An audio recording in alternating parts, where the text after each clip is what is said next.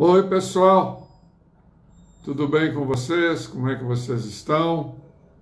Como é que vocês passaram?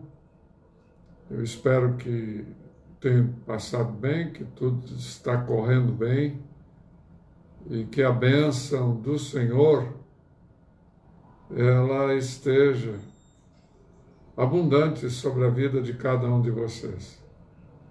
Nós estamos aqui nesta noite para mais um momento de conversa, e nesse tempo de separação física nossa, distanciamento social, não temos a oportunidade de estar juntos. E é necessário que o pastor ele esteja junto do seu rebanho. E através desse momento, utilizando a tecnologia que temos disponível, que nós chegamos até a casa de vocês. E é com muita alegria que eu faço isso.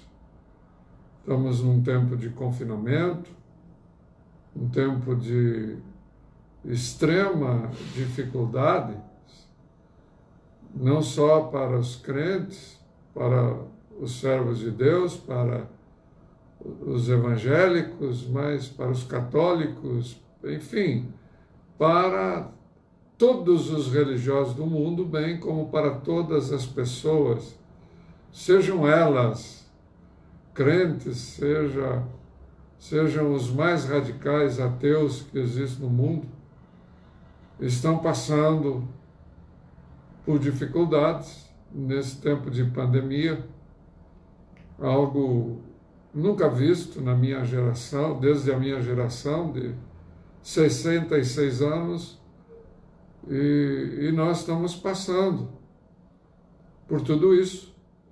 Mas a tecnologia nos aproxima. Eu não estou vendo vocês, mas vocês estão me vendo. Eu gostaria de poder ter uma super tela aqui, que eu pudesse ver o rosto de cada um dos meus irmãos e cada uma das minhas irmãs que estão nos assistindo aqui.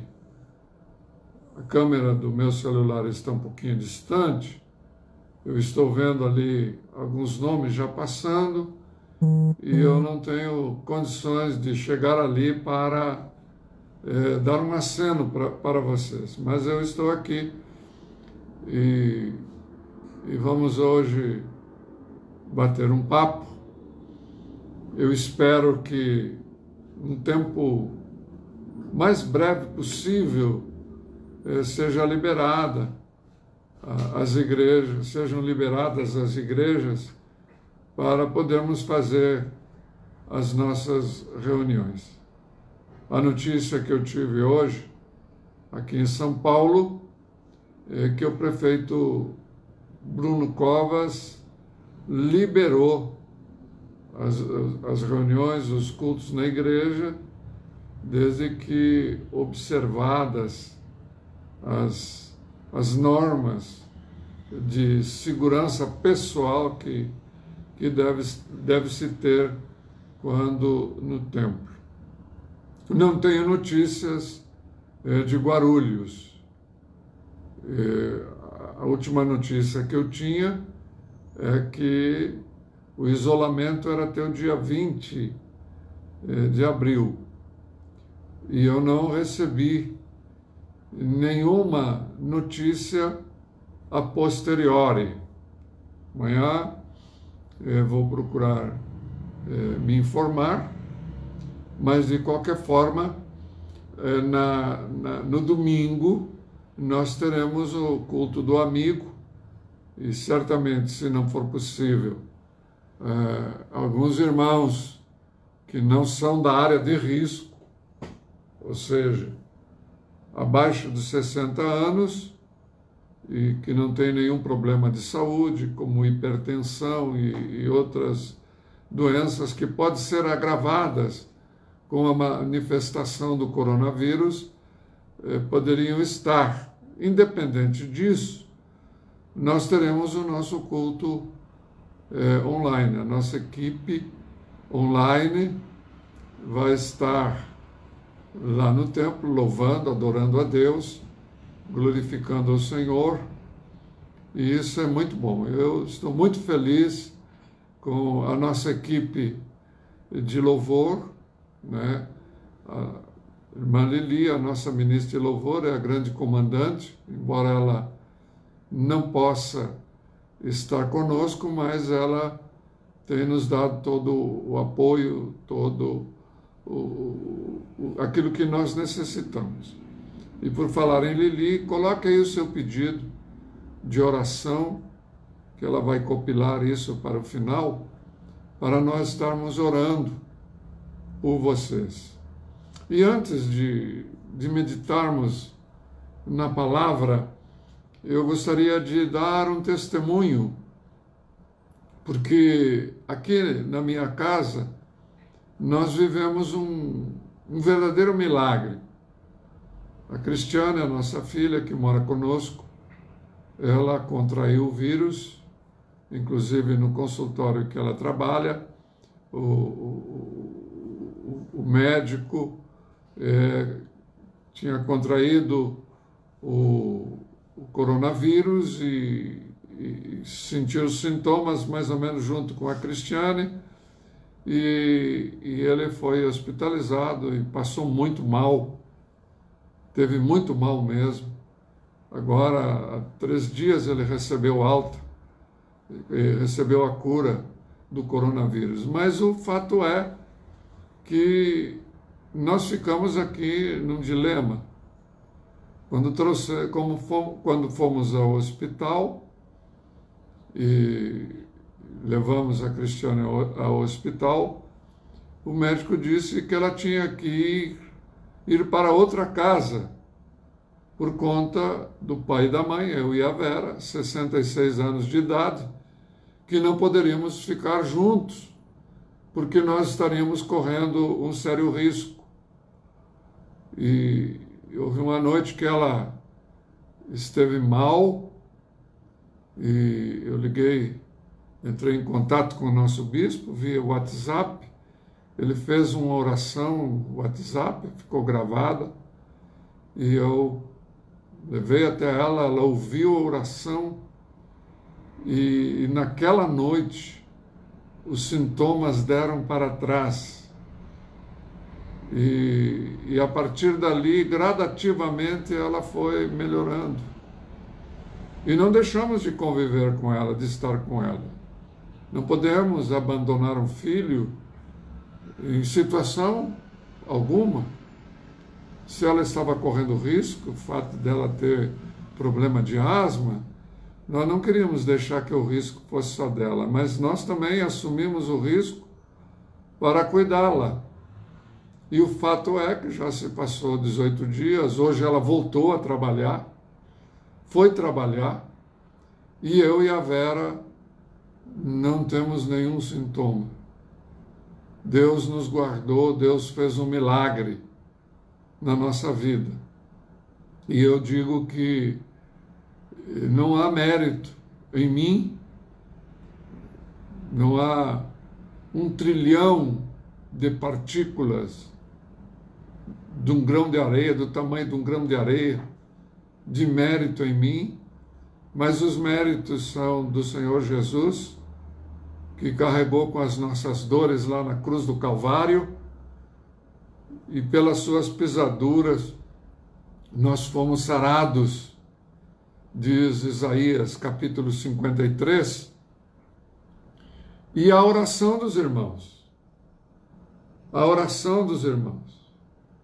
cada irmão que orou, cada irmão que está orando, tem sido o nosso sustentáculo, aquilo que tem nos sustentado e nos dado a vitória. A minha nora também passou pelo mesmo problema, já cumpriu o tempo com o meu neto e com o meu filho. Não aconteceu nada, está tudo bem, está tudo tranquilo, e eu tenho que louvar a Deus, glorificar a Deus, porque o Senhor é bom e a misericórdia do Senhor, ela dura para todo sempre. É interessante isso. É interessante isso. Há algumas afirmações na Bíblia que são tremendas. Uma delas é sobre a misericórdia de Deus. A Bíblia diz que grandes são as suas misericórdias, a misericórdia do Senhor. Ela é grande,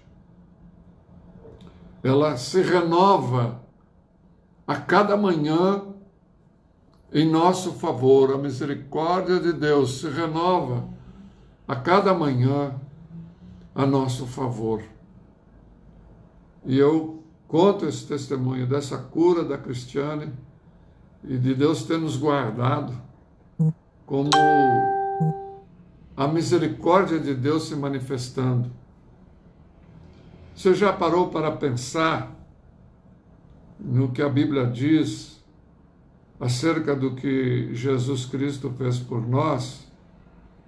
Lá em Romanos, no último versículo do capítulo 4, diz que ele, Jesus, foi entregue pelas nossas transgressões. E no capítulo 5, no versículo 1, diz que ele, aliás, no próprio versículo, último versículo, diz que ele ressuscitou para a nossa justificação. Deus havia afirmado que não há um justo sequer. Não há quem faça o bem. Então ele foi entregue como oferta, como sacrifício e oferta suave a Deus pelos nossos pecados. E como ele não tinha pecado, a morte não pôde retê-lo no Seol, ele ressuscitou. E a Bíblia diz que ele nos justificou pela sua ressurreição. E o capítulo 5, versículo 1 de Romanos, diz que, justificados, pois, mediante a fé, nós temos paz com Deus. Veja bem, como a Bíblia é extraordinária. Então, o momento em que eu recebi Jesus Cristo no meu coração como meu Senhor e Salvador, e isso foi a 17 de março de 1979. Naquele dia eu entreguei o meu coração para Jesus e eu me tornei diante de Deus não um justo, mas um justificado pelo Senhor. Naquele dia aconteceram algumas coisas importantes na minha vida. A primeira delas, que eu falei aqui, eu fui justificado. A segunda coisa, eu fui santificado. A terceira coisa que aconteceu naquele momento, eu fui regenerado. Ou seja, naquele instante em diante, eu estava passando de uma velha vida para uma nova vida, cumprindo-se a palavra que diz que aquele que está em Cristo, nova criatura é, as coisas velhas passaram e tudo se fez novo. E além de ser justificado, santificado, regenerado, eu fui adotado filho, co-herdeiro de Deus, das benesses celestiais. Então aconteceu isso comigo, e eu, como justificado, diz a Bíblia que, mediante a fé, eu fui justificado, eu tenho paz com Deus. E olha o que o Salmo 4 diz: em paz me deito e logo pego no sono, porque só tu, Senhor, me fazes repousar em segurança. Então, daqui algumas horas, eu vou me deitar. E eu, como justificado, santificado, regenerado, como filho, eu vou me deitar em paz. E logo eu vou pegar no sono e eu vou dormir. E vai acontecer algo grande durante o meu sono, porque a Bíblia diz que o Senhor dá aos seus filhos, acrescenta aos seus filhos, enquanto eles dormem, enquanto eu estou inerte, enquanto eu estou dormindo. E certamente que eu nunca ouvi, mas certamente que eu dou uma roncadinha. Enquanto eu estou dormindo, Deus está trabalhando em meu favor. Deus está trabalhando em favor da minha família. Deus está trabalhando em favor da minha casa. Deus está trabalhando também em favor da sua vida. E amanhã de manhã, ou de madrugada, geralmente 5 e pouco eu já estou acordando, quando eu abrir os meus olhos e acordar, algo vai envolver completamente a minha vida, que é a misericórdia de Deus, que se renova a cada manhã em nosso favor. A misericórdia de Deus se renovando. Então nós temos a alegria de servir ao Senhor, de um Deus poderoso, de um Deus que pode todas as coisas. Nós estamos ouvindo um barulho,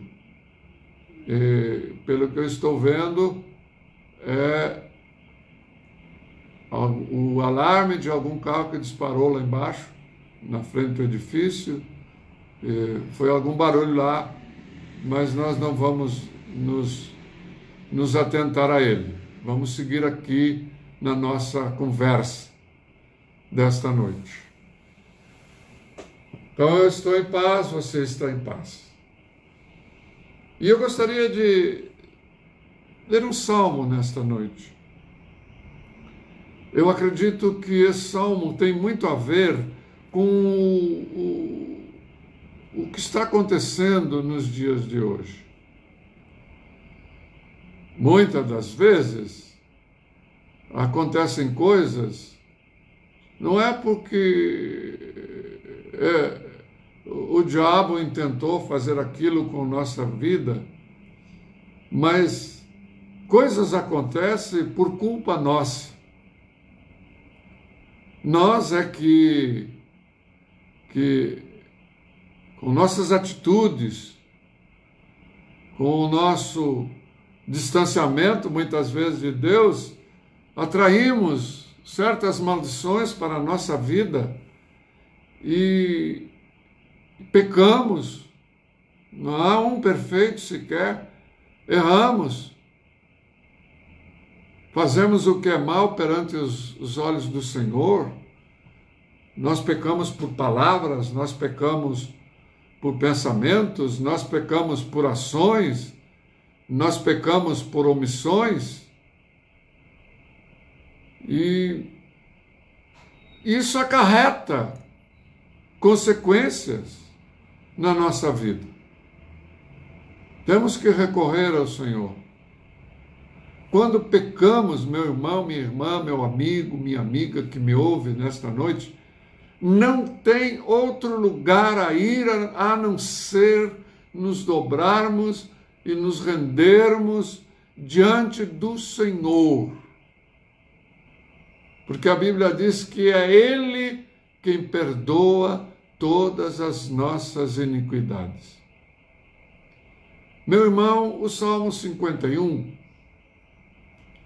ele nos mostra a reação de um pecador quando ele foi confrontado por Deus através de um profeta seu.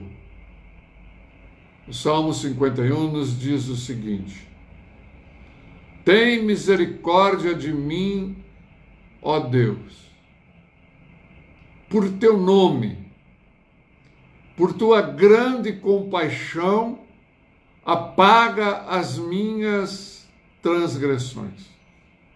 Ele entra na presença de Deus, clamando pela misericórdia do Senhor.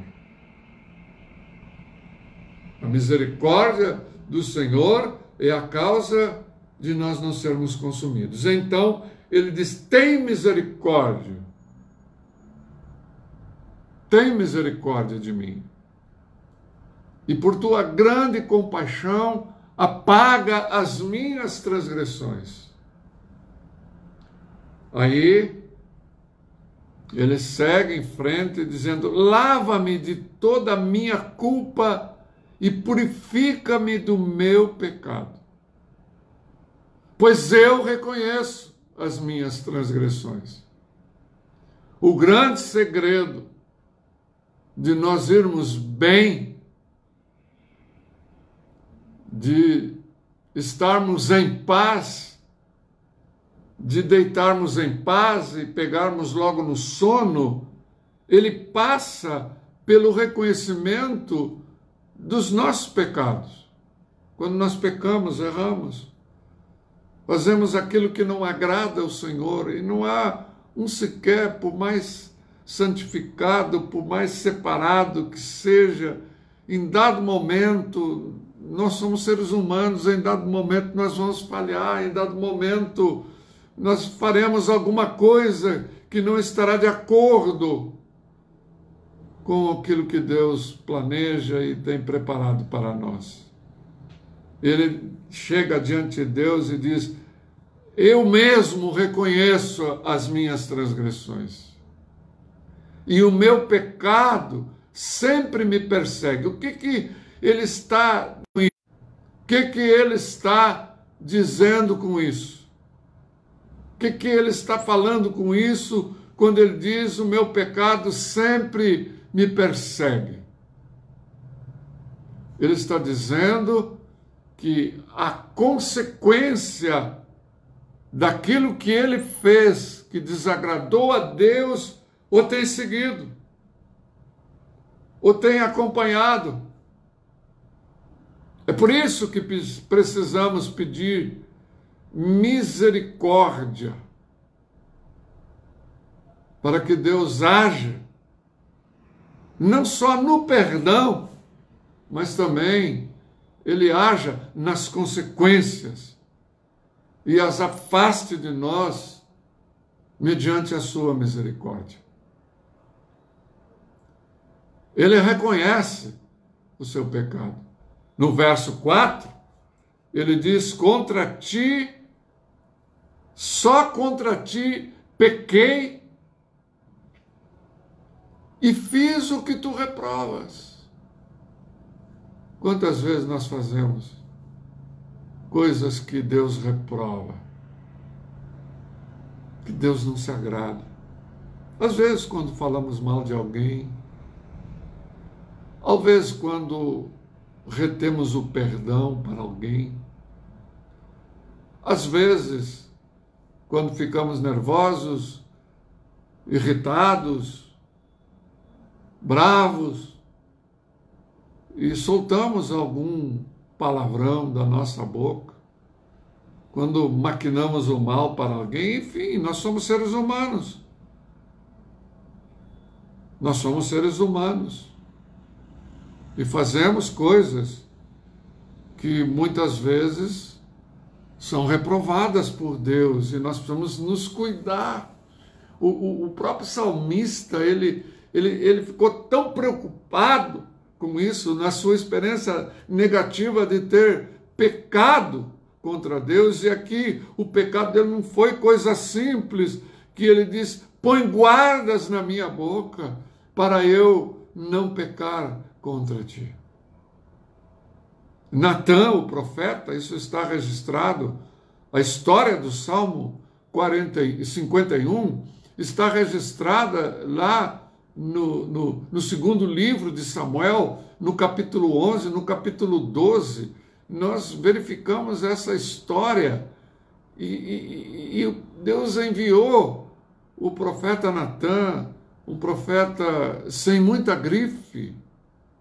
Natã não tem a grife de um Isaías, de um Jeremias, de um Ezequiel, de um Daniel e outros, chamados até profetas menores, pelo tamanho do livro, não que eles fossem menores, mas Natã era um profeta sem grife, e ele vai lá e ele conta a história de alguém que tinha muitas ovelhas e tinha um agregado seu que tinha uma ovelha, e ele esse senhor tomou a ovelha do seu agregado. E Davi então diz para Natã: esse camarada é digno de morte. E Natã corajosamente declarou para o rei Davi: olha, rei, esse homem é você. Você tomou Batseba de Urias e ainda mandou matar Urias. Que coisa terrível você fez. Foi aí que Davi disse: tem misericórdia de mim. Foi aí que Davi diz: contra ti, só contra ti, pequei e fiz aquilo que tu reprovas. Era algo reprovável sobre todos os aspectos.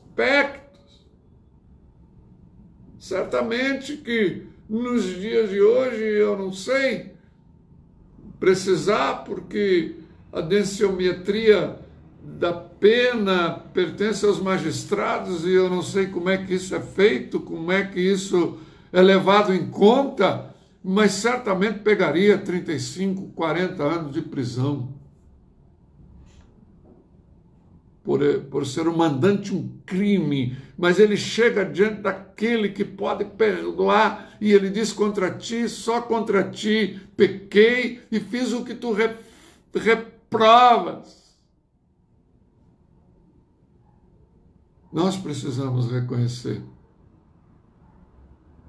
quando fazemos coisas diante de Deus que Deus reprova. Porque o pós-confissão é diferente da não confissão. O pós-confissão é uma nova oportunidade. O pós-confissão é um novo tempo. Há um tempo de recomeçar. Há um tempo de ver as coisas sendo restauradas, restituídas. Ele tinha perdido muitas coisas. A consequência desse ato o estava perseguindo, a ponto, num determinado salmo, ele dizer que os seus ossos adoeceram, apodreceram. Mas aqui ele é confrontado, e quando ele é confrontado, ele não se omite de chegar diante de Deus e dizer: olha, Senhor, contra ti, pequei e fiz aquilo que tu reprovas.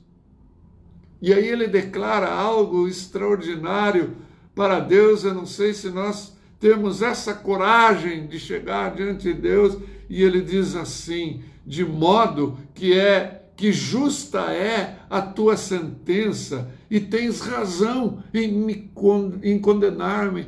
Ele está dizendo: olha, Senhor, o que tu fizer comigo, tu acabar comigo aqui, se tu pesar a tua mão aqui, se a existência para mim acabar, tu é justo. Tu podes fazer isso, eu pequei contra ti. Aí ele, no verso de número 6, ele entende a sua natureza pecaminosa. Ele entende que algo vem de longe, que algo que já nasceu com ele, essa natureza pecaminosa. A Bíblia diz que todos nós pecamos em Adão. O pecado vem de lá. Herdamos isso, que torna essa natureza tão bruta, tão boa às vezes, ao extremo e ruim, num dado momento seguinte, a uma ambiguidade tremenda. Por isso que nós temos que estar a cada dia aos pés da cruz. E aqui ele reconhece essa natureza. Ele diz: sei que sou pecador desde que nasci, sim, desde que me concebeu minha mãe, desde o momento que o óvulo foi fecundado pelo espermatozoide de Jessé, o pai de Davi, que ali Deus operou na parte do espírito. A mãe de Davi concebeu Davi, e ele, desde aquele momento da sua concepção, começou a carregar essa natureza pecaminosa. Ele reconhece isso. Ele diz: eu sei que sou pecador desde que nasci. Eu sei que sou pecador desde que nasci. Aqui. Já desliguei, né? Porque estou fazendo a gravação do meu celular. Ao vivo acontece isso. Ao vivo acontece isso. Eu sou o que nasci. Aí ele entende o que Deus espera dele e o que Deus espera de nós. No verso de número 6, eu falei no 5, agora eu estou falando no 6, ele diz: sei que desejas a verdade no íntimo. Nós não podemos viver de aparência, de falsidade, de mentira, mas de verdade no nosso íntimo. Ele diz: eu sei que é isso que tu deseja. O que Deus deseja de mim e de você, meu irmão, minha irmã, é que você sejamos verdadeiros, sinceros. E ele continua e ele diz: e no coração me ensinas a sabedoria. É o Espírito Santo de Deus que nos leva a nós sermos sábios. Aleluia. Louvado seja Deus. Louvado seja Deus, porque Ele nos leva a sermos sábios diante do Senhor. Ele continua o Salmo escrevendo, e ele diz: purifica-me com hisopo e ficarei puro, lava-me e mais branco do que a neve serei. Ele tem a ideia do sacrifício. O hisopo era um determinado arbusto que eles pegavam, molhavam no sangue do sacrifício e salpicavam.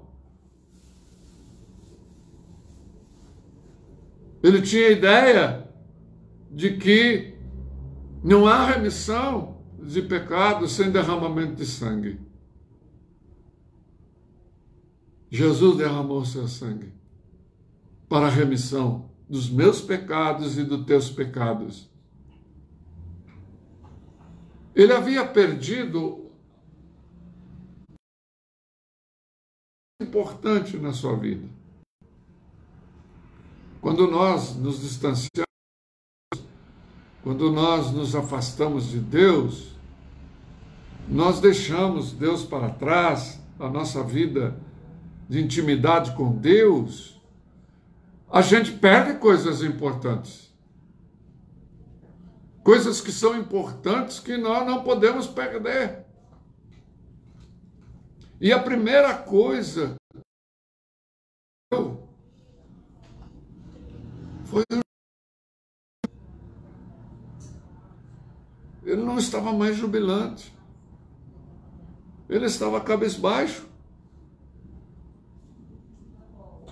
Ele estava de cabeça baixa. E ele diz no versículo número 8, faze-me ouvir de novo o júbilo e ele estava triste. Ele carregava dentro do seu coração uma tristeza.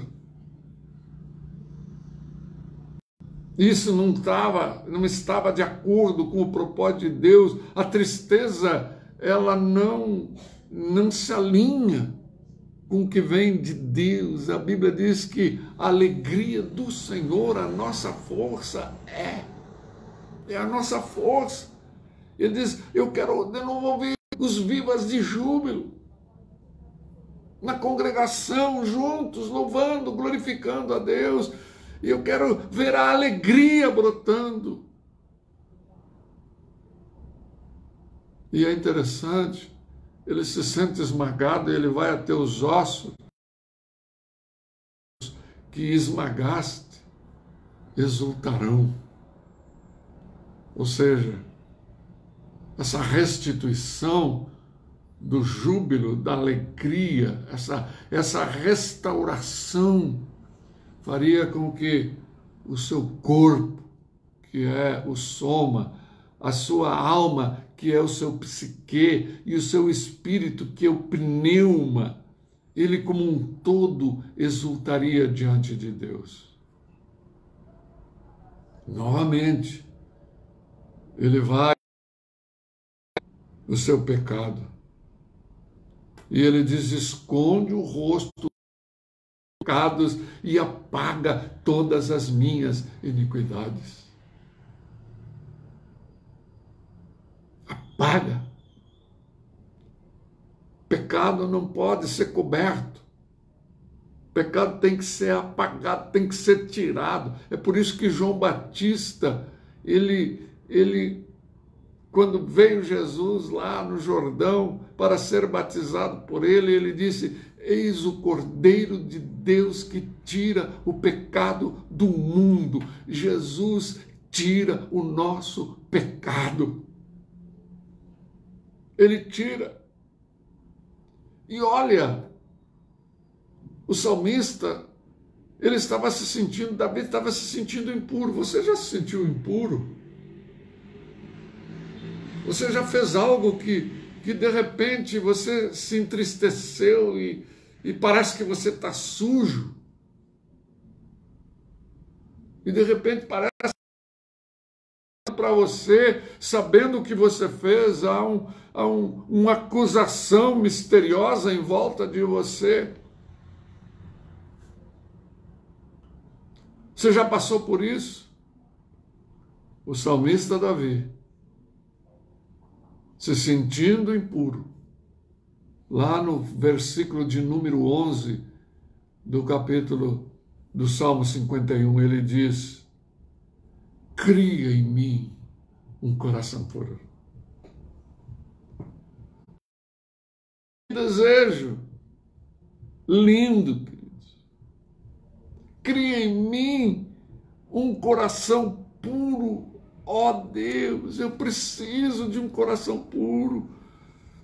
Quantas vezes nas minhas orações eu clamo a Deus por esse coração, deste coração. Nós temos que estar atrás em perseguição ferrenha, dia e noite, sem parar. Senhor, eu quero um coração puro. Que desejo nobre. Resultado. Note e veja. Resultado da confissão. De reconhecer que havia pecado e feito o que era mal perante os olhos do Senhor. E as coisas começam a acontecer. Ele sente que precisa do júbilo, que precisa da alegria, E agora o desejo profundo nasce dentro dele para que Deus lhe dê um coração puro. E ele vai mais adiante. Ele pede uma renovação. Ele sabia que ele estava muito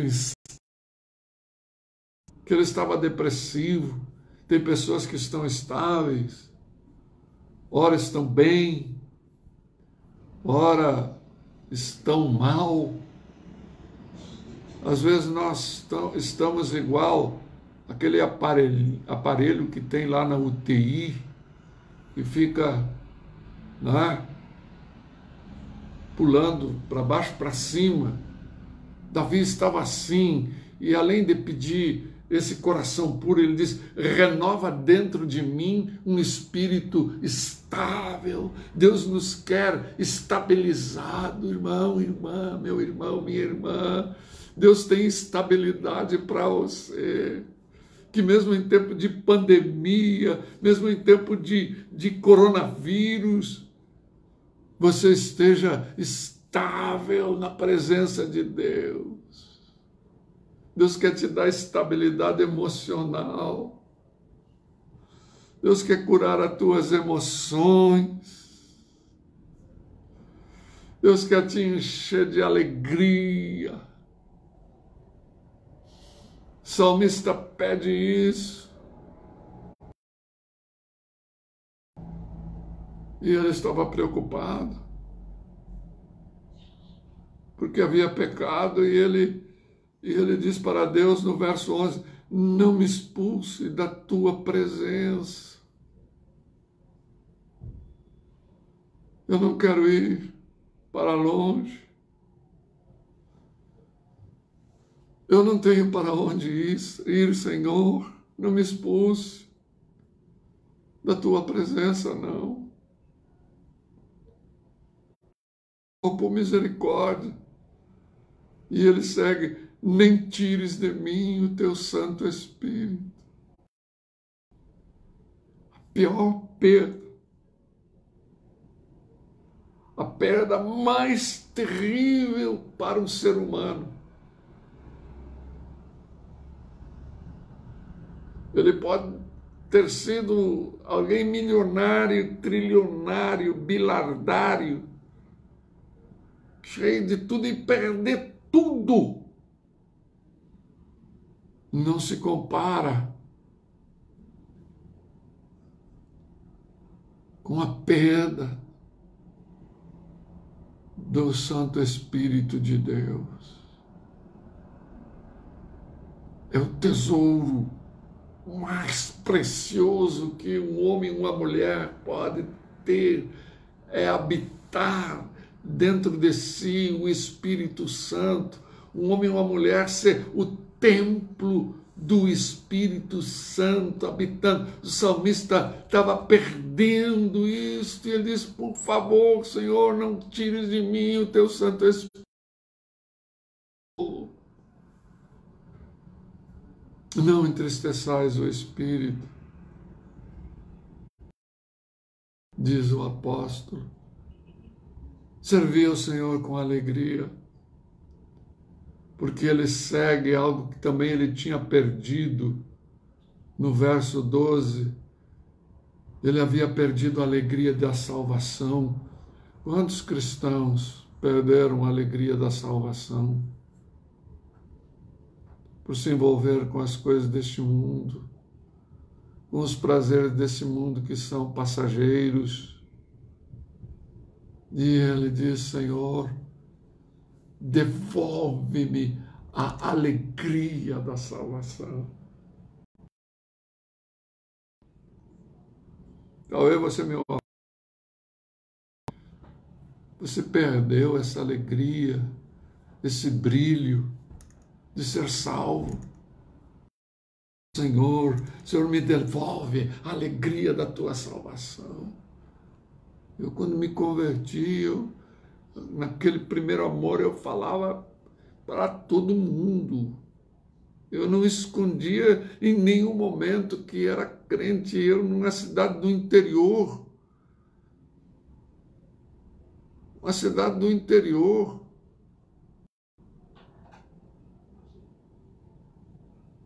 Há 41 anos atrás,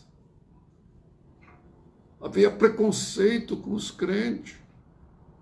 Eu lembro que quando era garoto, minha mãe ensinava, olha, se tu vê um crente, tu sai para o outro lado da rua, no outro lado da calçada, porque quem lê a Bíblia fica louco.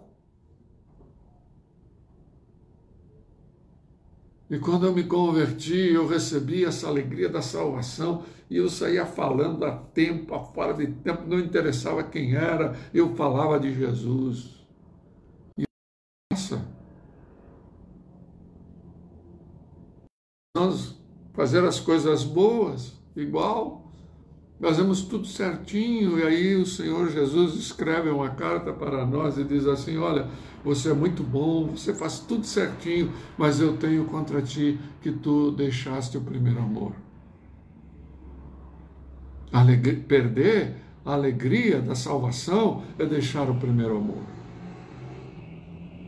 E ele continua, no verso 12, diz, sustenta-me com um espírito pronto a obedecer. Nós temos que ter um espírito pronto a obedecer. É interessante o que ele tinha em mente. Por quê? Ele havia perdido o júbilo e a alegria. Ele sentia que estava esmagado. Ele sentia isso. Ele pede que Deus crie nele um coração puro, que renove dentro dele um espírito estável, equilibrado. Ele pede que o Senhor não o expulse da sua presença. Ele pede que o Senhor não tire dele o seu Santo Espírito. Ele pede ao Senhor que lhe devolva a alegria e que lhe sustente com um espírito pronto a obedecer. E agora ele apresenta, depois de todo o seu pedido, de toda a sua petição, a partir do verso de número 13, ele apresenta a Deus aquilo, seu voto. Ele apresenta votos diante de Deus do que ele queria fazer no verso 13. Olha, se o júbilo voltar, se a alegria voltar, se o coração puro nascer em mim, se o Espírito Santo continuar em mim, se o Senhor me devolver a alegria da minha salvação, se o Senhor me sustentar com o Espírito pronto a obedecer, então ensinarei os teus caminhos aos transgressores, para que os pecadores voltem a ti.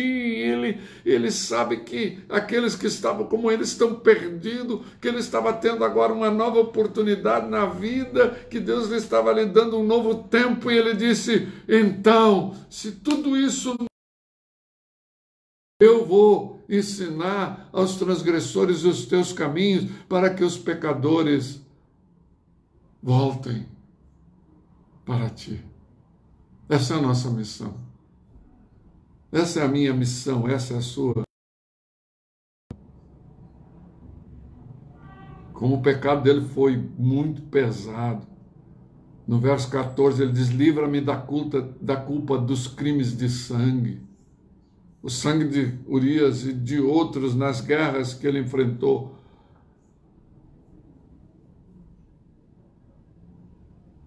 Deus, livra-me da culpa dos crimes de sangue, ó Deus, e a minha língua clamará a tua justiça. Que coisa linda. Aí ele pede algo, ó Senhor, dá palavras aos meus lábios, e a minha boca anunciará o teu louvor. Ele havia feito uma grande descoberta. E essa aqui na palavra, no verso 16, 17, 18, 19, quando ele nos diz assim: não te deleitas em sacrifícios, nem te agradas em holocausto.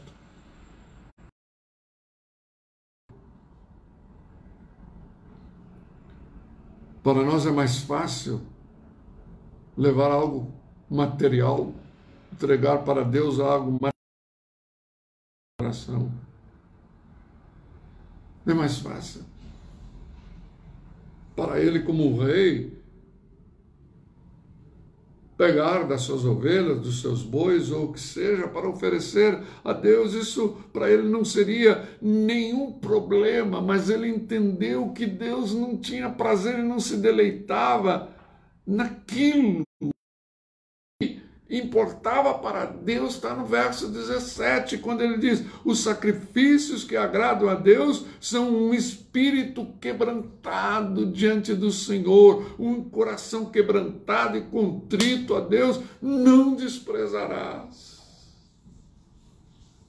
É isso que Deus quer de mim, é isso que Deus quer de você, meu irmão, minha irmã, meu amado, minha querida, meu querido, é que tenha quebrantado, um coração contrito, que Deus não vai desprezar.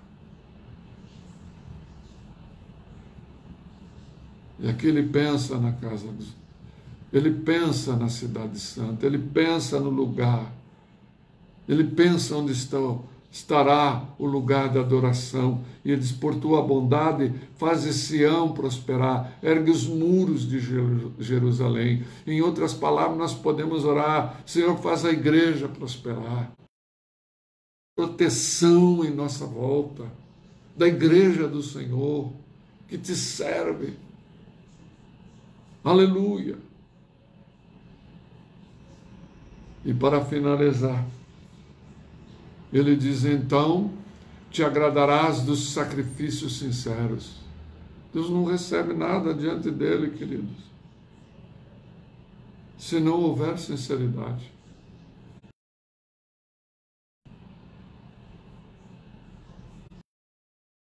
Sinceridade. Se o coração não estiver diante dele.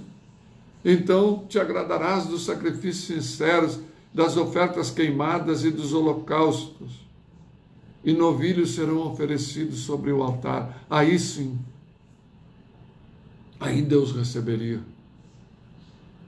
Como Deus vai receber o nosso louvor na igreja? Quantos de nós, às vezes, num pleno culto, dividimos o celular com o cântico que estamos cantando?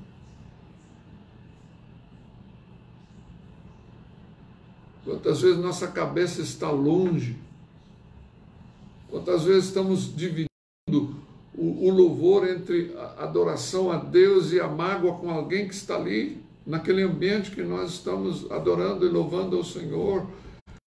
Quantas vezes se divide um louvor com a crítica, com o falar mal e outras coisas? Deus não se agrada, não aceita. Ele só vai se agradar de nós se tivermos um coração sincero diante dele. Amém, meus queridos? Que esta palavra espontânea, ela não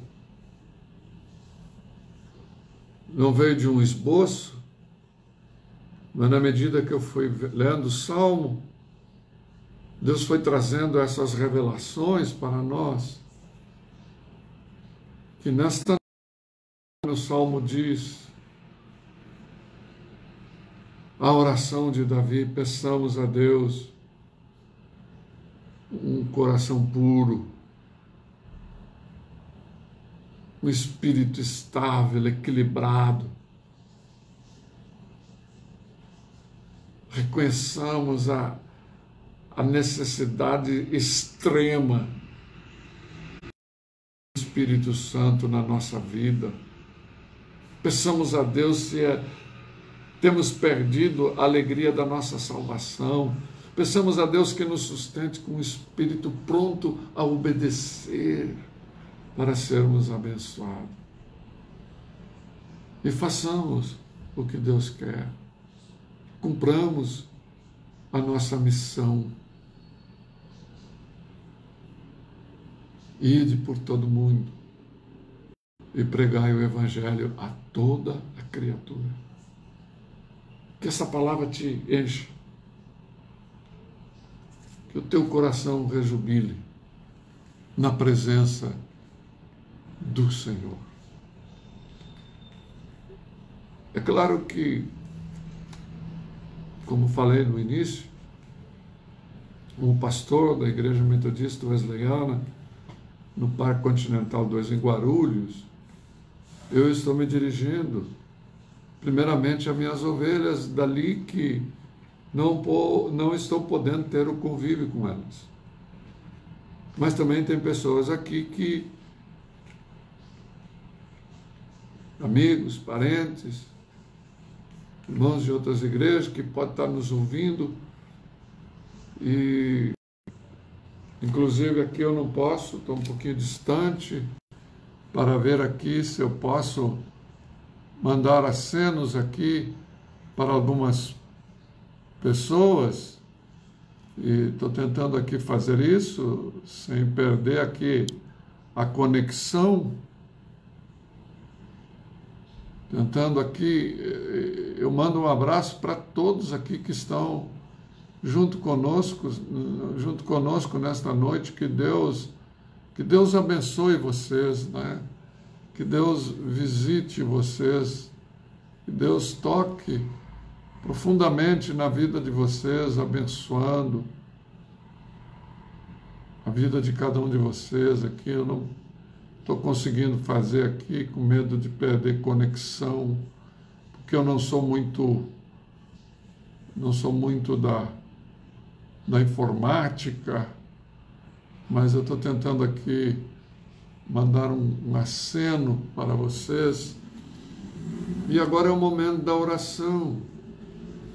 Mas antes de eu orar aqui, eu gostaria de dizer para vocês, meus irmãos, que nós não estamos podendo. A câmera tinha virado lá para a sala. Nós não estamos podendo ter a nossa coleta na igreja normal, das nossas ofertas e das ofertas e dos dízimos, e a igreja tem os seus compromissos. Então, se você quer nos abençoar, e você pode entregar os seus dízimos de algumas maneiras. Uma delas está aí, a conta da igreja no Bradesco, agência 00914, conta 26307.9, CNPJ 13.823.676, mila ao contrário 27. Você pode ir lá depositar o seu dízimo. Depois, com um comprovante, mande para o nosso tesoureiro, irmão Ricardo. Também você pode ligar para o Ricardo. A Lili vai colocar aí o telefone dele. Por favor, Lili, coloque o telefone do Ricardo. Se você não tem, telefona para o Ricardo e o Ricardo pode passar casa e recolher o seu dízimo, a sua oferta. Também, se você quer passar o cartão, você vai até a igreja rapidamente, fala lá com o presbítero Ivo, que mora na igreja, e ele passa o cartão na maquininha. Se você quer levar lá a sua oferta em dinheiro, entregue lá que ele vai encaminhar ao nosso tesoureiro. E assim você vai estar nos ajudando a nós mantermos os nossos compromissos, que eles não param, eles continuam. E agora eu quero orar por você. Amém? Eu tenho um pedido aqui de oração lá do Bruno e da Carolina, e nós vamos orar por ela, pelo Davi, pelo Lucas, e também você coloque agora diante de Deus seus pedidos de oração. Pai querido, em nome de Jesus, nós chegamos diante da Tua presença nesta noite, louvando e glorificando o Teu nome, porque o Senhor é bom e a misericórdia do Senhor, ela dura para todo sempre. Eu quero pedir a Tua bênção sobre o Bruno, sobre a Carolina, a preocupação com o emprego, nesse momento difícil, Senhor. Que o Senhor venha sustentá-los, que o Senhor venha guardá-los e sustentar nas Tuas mãos o emprego do Bruno, o emprego da Carolina, abençoar o Davi, abençoar o Lucas. E também te peço, Senhor, pelo emprego de cada um dos meus irmãos, das minhas irmãs, dos irmãos que estão nos ouvindo, dos que estão em casa, dos que não ouviram, dos que vão ouvir. Ó Deus, em nome de Jesus, sustenta nas Tuas mãos o emprego de cada um deles. Entra com providência nas suas casas. Abre as janelas do céu para abençoar, ó Deus. Abençoar a despensa, o guarda-roupa, o emprego, a questão do emprego. Pai, eu sei que o Senhor nos guarda. E nós podemos, como homens de Deus, mulher de Deus, afirmar que nós não estamos em crise, mas nós estamos em Cristo. E se nós estamos em Cristo, nós somos guardados e abençoados por Ti. Visita o que está doente, o que está enfermo. Senhor, repreende toda doença, toda enfermidade, todo o espírito de enfermidade, toda a opressão. Devolve esses sentimentos falados na mensagem, Senhor. Devolve o júbilo, devolve a alegria no coração dos meus irmãos. Coração puro, renova neles um espírito estável. Pai, reafirma a presença do Teu Espírito Santo em suas vidas, que aquele que perdeu a alegria da sua salvação, a recupere diante de Ti para a glória do Deus. Eu oro em nome de Jesus. Amém e amém. Meus queridos irmãos, obrigado você que esteve até aqui comigo. No próximo domingo, se Deus assim o permitir, nós estaremos novamente com o nosso culto online na igreja, com louvor, com adoração ao Senhor. E se for permitido, não sabemos como vai ser em Guarulhos, poderemos ter um número limitado de irmãos no culto. Isso não é certo, nós estaremos informando, mas o culto vai acontecer. Teremos o culto do amigo, convide um amigo para assistir o culto do amigo contigo. Um grande abraço, Deus te abençoe e que a graça salvadora de nosso Senhor e Salvador Jesus Cristo, o amor insondável de Deus e as bênçãos consoladoras do Espírito Santo seja com todo o povo de Deus, desde agora e para todos sempre. Amém. Deus te abençoe. Um beijo no coração. Tchau.